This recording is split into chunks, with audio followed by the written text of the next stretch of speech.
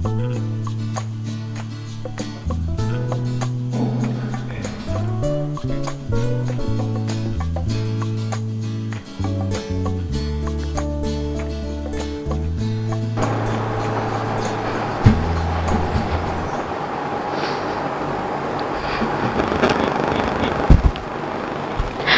Cimsa dan teman-teman semua yang menyaksikan. After a long wait, akhirnya AADC hadir buat teman-teman semua. Yes, ada apa dengan Cimsa atau biasa dikenal dengan AADC adalah podcast dari Cimsa UNER yang membawakan topik tentang isu-isu kesehatan terkini dan juga dikupas bersama dengan narasumber yang tentunya pastinya terpercaya, yaitu dokter-dokter spesialis yang pastinya kece-kece banget nih. Nah, sebelumnya perkenalkan, aku Gracia Tirza sebagai member dari Cimsa UNER yang pada kesempatan kali ini akan menjadi moderator dan juga mengobrol bersama dengan narasumber hari ini. Nah, AADC pada kesempatan kali ini akan mengangkat tema skincare bodong, membuat cantik atau beresiko. Wah, sepertinya topik ini sedang ramai diperbincangkan di sosial media nih. Apalagi saat ini sosial media juga pastinya sedang berkembang pesat, sehingga masyarakat semakin cepat dan juga semakin banyak mendapatkan informasi yang mudah diterima dan juga diserap oleh masyarakat tanpa tahu kebenaran aslinya bahwa sesungguhnya perskincarean ini juga memiliki sisi gelapnya loh. Oleh karena itu, pada kesempatan kali ini kita akan membahas lebih dalam bersama dengan Dr. Dea Medisika Hertanti, spesialis dermatologi dan venerologi, magister kedokteran klinik. Selamat siang, dokter. Selamat siang, Tirza. Selamat siang. Bagaimana kabarnya dokter hari ini?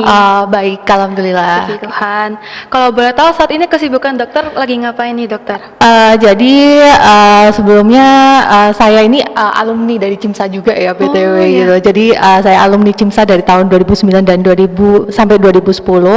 Kemudian saya lulus dari FK UNER di tahun 2014 dan melanjutkan kuliah spesialis di tahun 2018 sampai 2023 lulusnya. Terus kemudian untuk saat ini kesibukan saya adalah salah satu dosen tetap di Universitas Ciputra. Gitu. Wow, keren sekali ya teman-teman narasumber kita hari ini.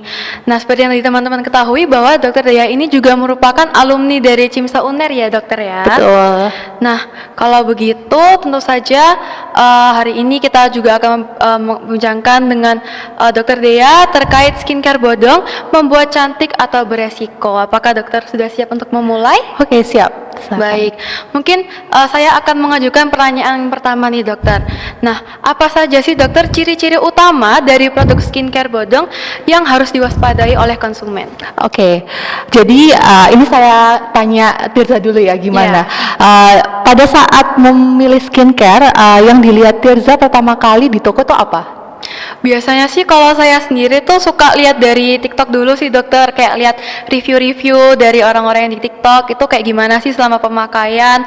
Terus habis itu biasanya saya memeriksa di ingredients-nya itu biasanya yang nggak ada alkoholnya dokter. Oke, salah satu yang Tirza lakukan ini udah benar sebenarnya. Jadi salah satu ciri dari skincare bodong itu dia tidak mencantumkan komposisi yang tepat. Jadi tidak mencantumkan komposisinya secara full ya.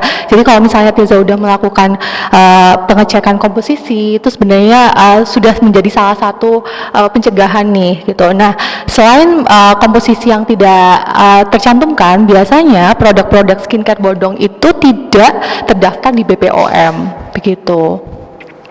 Dan selain itu juga kita bisa sebenarnya melihat ciri-ciri skincare bodong itu juga dari warna krimnya itu seperti apa, kemudian juga dari baunya. Biasanya itu kalau misalnya skincare, salah satu ciri dari skincare bodong itu adalah baunya itu sangat menyengat sekali, seperti bau kimia banget gitu, dan dari warnanya pun tidak seperti krim-krim biasa gitu. Jadi harus diwaspadai gitu ya. Oke, berarti saya izin merangkum, biar untuk produk skincare yang bodong itu biasanya tidak mencantumkan isinya dengan jelas ya dokter. Betul. Kemudian juga tidak termasuk ke dalam BPOM. Kemudian untuk warna dan juga bau dari skincare itu biasanya cenderung menyengat dan juga warnanya tidak seperti krim-krim pada biasanya ya dokter. Betul. Baik, mungkin ini bisa salah satu hal yang mudah dilihat oleh teman-teman masyarakat ya Yes, dokter, betul ya? banget. Jadi sebenarnya melihat salah satu ciri skincare bodong itu yang paling utama memang harus dilihat dari komposisinya. Kemudian kita cross check gitu. Sekarang kan internet tuh bener-bener sumber banget ya untuk Benar kita sumber sekali, informasi dokter. banget. Jadi kalau misalnya kita sekali cek komposisinya, kemudian keluar macam efek sampingnya itu bisa diwaspadai oleh teman-teman juga gitu ya. Benar sekali. Nah, selanjutnya dokter, saya izin untuk masuk ke pertanyaan berikutnya. Baik. Apa saja sih dokter bahan-bahan berbahaya yang sering ditemukan di dalam skincare bodong? Oke, jadi sebenarnya kalau misalnya bahan-bahan berbahaya ini sebenarnya istilahnya sangat bold sekali ya, atau sangat berani sekali kita bilang seperti itu. Tetapi sebenarnya bahan-bahan yang ada di dalam skincare bodong itu actually juga ada di beberapa bahan skincare, tapi dengan kandungan yang berbeda. Nah, yang harus diwaspadai oleh teman-teman di sini adalah beberapa kandungan skincare yang saat ini menjadi perhatian banget tuh adalah merkuri ya, kemudian merkuri, hidroquinone, terus juga ada seperti bahan-bahan turunan vitamin A. Ini sebenarnya saya nggak bisa katakan kalau ini berbahaya banget, tapi memang kalau misalnya kita melihat salah satu jurnal, bahan-bahan seperti merkuri ini memang sudah menunjukkan tingkat bahayanya itu seperti apa. Tetapi kalau misalnya bahan-bahan seperti hidroquinone yang masih kita pakai, kalau memang pemakaiannya tidak diawasi oleh dokter, itu juga sangat berbahaya. Nah, maraknya skincare bodong seperti ini, skincare bodong ini tidak dibuat oleh orang yang benar-benar ahli. Nah, jadi mereka hanya tahu, oh bahan ini bisa membuat seperti ini, bahan ini bisa membuat seperti itu. Jadi contoh seperti hidroquinone, memang dia memiliki efek memutihkan ya dalam tanda kutip, atau mencerahkan gitu. Tetapi dalam konsentrasi tertentu ternyata hidroquinone itu bisa menimbulkan efek samping yang sangat berbahaya. Nah, ini yang tidak diketahui oleh orang-orang yang membuat skincare bodong ini gitu. Kalau boleh tahu, efek samping dari hidroquinone yang berbahaya ini seperti apa, dokter? Nah, jadi kalau misalnya pemakaian hidroquinone, ini saya bocorkan sedikit ya. Jadi kalau pemakaian hidroquinone yang diperbolehkan itu harusnya di bawah 4%.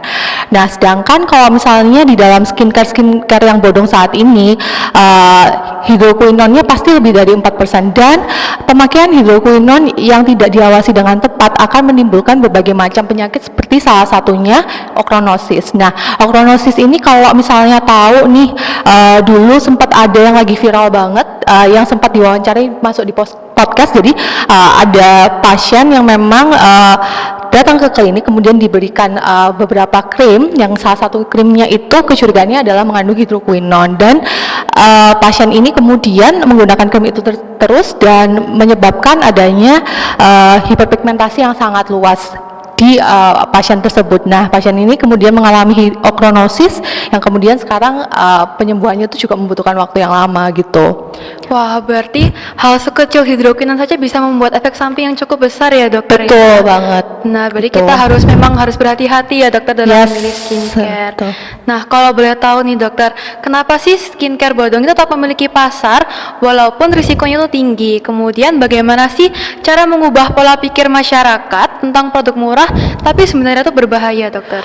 Oke, nah ini pertanyaannya sebenarnya agak sulit ya, Tirza. Tapi ini memang harus harus diberitahu kepada masyarakat bahwa saat ini itu memang bahan-bahan skincare yang didapat tuh bisa didapatkan dengan harga yang murah dan cukup mudah mendapatkannya. Nah, ini yang harus menjadi perhatian dari pemerintah kita sendiri untuk membatasi gimana sih kita harus memfilter bahan-bahan yang sekiranya diperbolehkan untuk menjadi sebuah skincare atau tidak diperbolehkan menjadi sebuah skincare.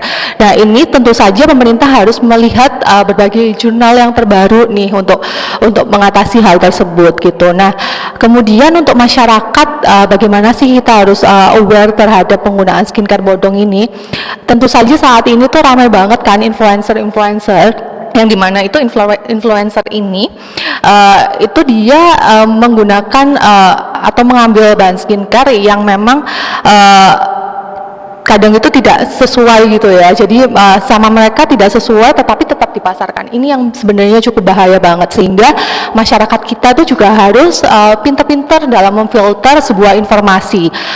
Setidaknya kalau misalnya kita mau menggunakan sebuah skincare, itu juga harus dicari di blog-blog nih contohnya yang paling mudah, karena kan kalau misalnya jurnal mungkin terlalu berat ya. Jadi blog-blog atau artikel di mana apa sih efek samping dari skincare yang saat ini mau dibeli gitu sih. Berarti memang membutuhkan ekosistem yang bisa bekerja sama ya dokter, Betul dari banget. pemerintah, masyarakat, dan juga influencer ya Betul dokter. banget gitu. Benar sekali ini. Jadi buat teman-teman semua jangan lupa kalau misalnya mau lihat-lihat skincare atau mau beli-beli skincare, dilihat dulu ingredients-nya, kemudian isi-isinya seperti apa aja, dan juga berhati-hati. Benar ya dokter ya? Betul banget. Nah, kalau boleh tahu dokter, bagaimana sih dampak penggunaan skincare bodong terhadap kesehatan kulit, baik dalam jangka pendek maupun jangka panjang? Nah, ini tadi aku sudah menjelaskan sedikit ya tentang adanya efek samping, yaitu adanya okronosis. Nah, sebenarnya selain okronosis ini ada beberapa bahan dari skincare seperti steroid yang bila tidak digunakan dengan konsentrasi yang tepat itu justru akan menimbulkan kondisi kulit yang makin buruk. Salah satunya adalah pelebaran pembuluh darah. Nah, ini biasanya, atau pelebaran pembuluh darah ini bahasa medisnya biasanya kita sebut dengan telangiektasis ya. Nah, telangiektasis ini kalau misalnya sudah muncul, ini merupakan penanda bahwa pasien tersebut menggunakan kandungan krim-krim yang mengandung steroid, di mana pemakaiannya bisa jadi udah tandanya cukup panjang dengan konsentrasi yang mungkin di atas pemberian dokter nih. Nah, kemudian selain telangiektasis itu juga bisa menimbulkan kondisi kulit yang kita namakan adalah atrofi, di mana kondisi kulit ini sudah tidak elastis seperti pada umumnya, sehingga menimbulkan kondisi kulit yang sangat kusam begitu. Berarti dampak penggunaan skincare bodong ini termasuk ada okronosis, kemudian juga ada telangiektasis ya dokter, dan Betul. juga kulitnya menjadi tidak elastis atau sangat kusam. Sangat kusam biasanya gitu ya. Kalau boleh tahu dokter, mungkin kan ini ada teman-teman dari yang kalangan non medis ya dokter. Kalau boleh tahu dari misalnya okronosis atau adanya pelebaran pembuluh darah, itu biasanya tampang fisiknya seperti apa ya dokter? Yang terlihat dengan jelas gitu. Oke, nah kalau misalnya okronosis biasanya ditandai dengan gambaran kulit yang dimana adanya bercak menghitam, itu biasanya cukup luas dan biasanya tidak terbatas ya, jadi cukup diffuse lah kita bilangnya. Kemudian selain bercak menghitam, itu juga kita temukan adanya kondisi kulit yang sudah tidak prima lagi gitu. Jadi biasanya kan kondisi kulit yang prima itu adalah kondisi kulit yang terjaga hidrasinya, kemudian juga tidak terlihat kusam gitu ya. Nah, kemudian untuk kondisi telangiektasis biasanya kita bisa lihat nih adanya pelebaran kecil pembuluh darah, itu yang ditandai dengan adanya biasanya kemerahan sedikit-sedikit gitu di area pembuluh darah gitu. Dan kalau misalnya kondisi kulit yang kusam itu biasanya pasien sudah bisa melihat ya, kalau kondisi kulit saya kok tidak sebagus seperti biasanya gitu. Jadi rajin-rajin untuk melihat kondisi wajah kita juga ya gitu. Baik, kemudian kalau boleh tahu, jika ada tanda-tanda seperti ini, apakah harus segera dibawa langsung ke dokter ya dok? Betul, kalau misalnya ditemukan kondisi seperti ini harus dibawa ke dokter SPKK, kemudian harus pasien juga nggak boleh bohong juga ya, jadi harus jujur tentang riwayat-riwayat penggunaan obat apa saja yang digunakan. Ini tujuannya adalah untuk memudahkan pengobatan kepada pasien gitu. Oke, jadi buat teman-teman di sini jangan lupa buat sering-sering memeriksa kondisi kulitnya ya dokter ya. Betul banget. Kemudian kalau misalnya menemukan adanya keanehan ataupun hal yang mencurigakan, jangan lupa untuk segera dibawa ke dokter ya dokter. Betul. Baik, kemudian pertanyaan berikutnya nih dokter, bagaimana sih cara memastikan legalitas dan juga keamanan suatu produk skincare sebelum dibeli? Oke, nah di Indonesia ini kalau misalnya kita mau memastikan adanya legalitas suatu produk, apalagi produk skincare, kita punya BPOM. Nah, di BPOM itu kita bisa ngecek, jadi setiap produk itu harusnya sudah terdaftar, ada nomor kode BPOM-nya. Jadi kalau misalnya dilihat di balik produk itu ada nomor-nomor BPOM. Nah, nomor-nomor ini bisa kemudian dicari di BPOM, kemudian nanti biasanya itu akan keluar kalau misalnya produk ini mereknya sesuai. Misalnya contoh salah satu produk, ini boleh nyebut produk nggak sih atau nggak boleh ya? Nggak boleh ya. Jadi yaudah, pokoknya misalnya kita mencari produk ini, biasanya ada daftar BPOM-nya, kemudian kita kopas di laman web BPOM, bahkan ada aplikasinya juga, jadi bisa dicari di situ. Nah, kalau misalnya merek sama yang terdaftar itu sesuai, berarti udah dipastikan bahwa produk ini adalah produk yang legal gitu. Berarti lewat BPOM ya dokter Betul, ya, dan juga lewat BPOM. pastinya untuk mengakses website BPOM itu juga tidak susah ya dokter ya. Tidak susah, banyak banget kok, bisa diakses lewat Google dan mana aja gitu. Oke, jadi selain kita mencari informasi di TikTok atau di sosial media lainnya, kita juga bisa dengan mudah mengakses BPOM untuk memeriksa apakah produk skincare tersebut aman atau tidak untuk digunakan ya dokter. Betul.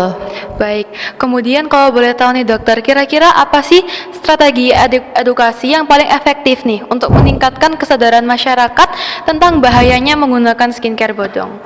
Jadi untuk yang sekarang ini strategi paling efektif memang harus memberikan edukasi sesering mungkin kepada masyarakat ya. Jadi kalau saya harapkan kepada masyarakat kedepannya itu untuk selalu melihat beberapa reviewer, terutama harus dari dokter SPKK, dan di mana dokter SPKK itu sudah pasti teruji lah legalitasnya gitu. Nah kalau misalnya menerima suatu informasi juga jangan diterima secara mentah-mentah gitu, harus dicek kembali kebenarannya di internet gitu, kemudian atau beberapa artikel yang ada gitu ya. Jadi kalau misalnya memfollow edukasi, harus memfollow edukasi yang benar-benar legal nih gitu. Benar sekali. Nah, buat teman-teman yang lagi nonton podcast ini, kita juga mengingatkan jangan lupa sering nonton misalnya edukasi dari podcast atau dari talk show gitu ya, dokter. Betul banget. Contohnya betul. dari Dokter Uner TV ini juga jangan lupa untuk sering-sering dilihat nih supaya teman-teman juga bisa mendapatkan edukasi dan juga informasi-informasi yang terpercaya dan juga akan bermanfaat buat teman-teman sekalian ya, dokter. Betul. Nah, selanjutnya nih dokter, bagaimana sih mungkin juga pertanyaan dari saya sendiri ya dokter, bagaimana sih cara memilih skincare yang tepat dan sesuai dengan jenis kulit masing-masing dan juga dengan kebutuhan masing-masing tanpa terpengaruhi klaim marketing yang berlebihan? Oke. Jadi kalau misalnya kita ngomongin tentang bagaimana sih caranya memilih skincare yang tepat, itu kita kembalikan lagi dengan tipe kulit yang dipunya saat ini. Misalnya contoh tipe kulit yang dipunya saat ini adalah tipe kulit yang berminyak. Pastikan menggunakan skincare yang khusus untuk kulit berminyak gitu. Atau misalnya kulitnya sensitif atau misalnya kulitnya kering banget. Jadi disesuaikan dengan kebutuhan. Nah, tetapi kalau misalnya ingin benar-benar memilih suatu skincare yang tepat, ada baiknya sebelumnya harus dikonsulkan dulu ke dokter SPKK terdekat ya tentang kebutuhan skincare yang apa sih yang harus diberikan gitu. Nah kemudian kembali lagi nih, skincare itu kan sebenarnya cocok-cocokan ya, jadi belum tentu antara satu orang dengan orang yang lainnya itu cocok menggunakan produk yang sama gitu. Jadi sebenarnya memang jangan takut untuk mencoba skincare. Jadi ibaratnya kalau misalnya mencoba skincare itu sebenarnya ada trial and error ya. Jadi kita eliminasi mana yang error, kemudian kita benar-benar bisa menemukan suatu produk yang tepat gitu. Memang membutuhkan waktu yang lama, tetapi kalau misalnya sebelumnya juga dikonsulkan dengan dokter SPKK yang benar, nantinya akan juga menemukan produk yang tepat gitu. Baik, terima kasih banyak dokter. Mungkin saya ada follow up question ya dokter. Tadi kan Betul. dokter sempat menyebut tentang jangan takut mencoba dengan cara trial and error ya dokter. Betul. Nah kalau boleh tahu untuk masa trialnya ini selama berapa lama ya dokter? Sebenarnya tidak ada jangka waktu yang menentu ya gitu. Jadi kadang itu orang bisa menemukan skincare-nya itu mungkin setelah waktu yang lama gitu. Ada juga yang udah dalam waktu beberapa bulan aja udah nemu skincare yang tepat gitu. Nah balik lagi, kalau misalnya kita hendak membeli suatu skincare, itu sebaiknya kita konsul dulu ke dokter SPKK nih, kira-kira misalnya bahan ini saya cocok nggak dok, kemudian kira-kira kalau misalnya yang dibutuhkan untuk kulit berminyak itu apa saja sih dok gitu. Itu kita semua punya jawabannya gitu. Oke, baik. Kemudian saya izin untuk lanjut ke pertanyaan berikutnya ya dokter. Tadi dokter sempat menyebutkan ada beberapa kasus pasien-pasien ya dokter yang bahkan mengalami hiperpigmentasi ya dokter. Betul. Apakah mungkin dokter ada cerita lainnya nih terkait kasus nyata pengalaman konsumen atau pasien yang menggunakan skincare bodong? Oke, jadi saya pernah mendapatkan satu pasien. Jadi pasien ini datang dengan keluhan terdapat pelebaran pembuluh darah atau telangiectasis yang cukup banyak. Nah, kemudian setelah ditelisik kembali, ternyata pasien ini menggunakan produk-produk skincare dari klinik yang sebenarnya tidak ada komposisinya, atau pasien juga tidak tahu nih isi krimnya itu seperti apa. Nah, ini pentingnya juga untuk teman-teman, untuk pasien, teman-teman sekalian kalau misalnya hendak konsul ke dokter SPKK, kemudian mendapatkan obatnya, itu kalian harus wajib kritis untuk bertanya isinya apa aja sih gitu. Nah, nggak mungkin dokternya tidak akan menjelaskan. Dokter akan sepatutnya itu akan menjelaskan isi dan kemudian efek samping yang akan diberikan dari produk tersebut gitu. Nah, kemarin kemudian pasien ini tuh kayak berat badan pembuluh darahnya lumayan banyak, which is itu menunjukkan bahwa pasien ini telah menggunakan krim steroid yang dalam jangka waktu yang panjang gitu. Nah, sedihnya kalau misalnya ada proses atau ada telangiektasis ini tuh penyembuhannya cukup lama dan memakan kos yang banyak juga ya, karena harus dilakukan tindakan seperti laser, kemudian dan tindakan yang lainnya juga. Jadi pesan saya untuk teman-teman di sini, kalau misalnya kita konsul ke dokter SPKK atau dokter mana aja deh, bukan dokter SPKK, itu wajib banget ditanyain isi obatnya seperti apa. Oke, Gitu. berarti penting sekali ya dokter untuk Yes, mengetahui apa penting saja banget. sih bahan-bahan yang kita taruh di muka ya dokter ya. Betul. Baik, selanjutnya mungkin ini kita akan beranjak ke pertanyaan terakhir nih dokter. Wah, udah nggak kerasa ya Iya, nggak kerasa sebenarnya. banget karena Iya. seru banget nih topik diskusi Oke. kita hari ini. Bagaimana sih pandangan dokter spesialis khususnya dermatologi dan venerologi terhadap tren produk-produk skincare yang viral di media sosial saat ini tanpa adanya bukti ilmiah? Nah, ini tentu saja sangat merugikan sekali ya. Sebenarnya kalau misalnya kita dokter SPKK, ya tentu senang-senang aja dapat menerima pasien. Tapi ini juga menimbulkan kesedihan juga dari kita, karena kondisi kulit yang harusnya bisa ditangani dengan mudah dan cepat itu harus ditangani dengan sedikit lebih sulit, dan ini juga tentu saja akan menimbulkan dampak ke masyarakat, di mana masyarakat sendiri juga akan terkena efek sampingnya seperti biaya yang tidak sedikit yang dikeluarkan, karena sebenarnya kalau misalnya kita terkait dengan pengobatan kosmetik itu tidak bisa ditanggung oleh BPJS, dan which is itu sangat menjadi concern untuk saat ini. Untuk sekali tindakan itu juga tidak murah harganya. Jadi pandangan saya ini tentu saja sangat sangat sedih sekali nih kalau melihat berita-berita di mana ada beberapa pasien yang tidak ditangani dengan tepat cuman karena penggunaan skincare yang tidak tepat gitu juga. Dan ini saya harap kepada pemerintah juga dapat mengatasinya ya. Kalau misalnya tidak bisa diatasi dengan baik, tentu saja ini tidak akan menimbulkan beberapa kemungkinan seperti munculnya penyakit-penyakit baru dari kulit gitu sih. Baik, terima kasih banyak dokter atas Sama-sama. reminder-reminder yang telah diberikan, dan juga ini nggak hanya reminder buat saya sendiri tapi juga buat teman-teman yang menonton podcast saat ini, agar kita juga bisa lebih berhati-hati ya dokter dalam memilih Betul produk banget. skincare. Mungkin waktu awal-awal beli skincare, waktu coba-coba mungkin dananya nggak sedikit, tapi Yes. kalau misalnya udah kena efek sampingnya, wah Itu lebih biaya besar lagi sekali sih. ya, dokter, Betul, ya. betul banget gitu. Oke, jadi buat teman-teman di sini jangan lupa kalau misalnya mau beli skincare atau mau coba-coba skincare, jangan lupa untuk diketahui terlebih dahulu apa aja sih isi yang terdapat di dalam skincare-nya ya dokter. Betul, gitu. Nah, benar-benar tidak.